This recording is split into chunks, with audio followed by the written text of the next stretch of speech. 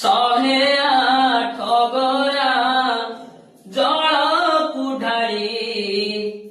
ବାବା ତୁମକୁ ଦେବି ଶାନ୍ତି କରାଇ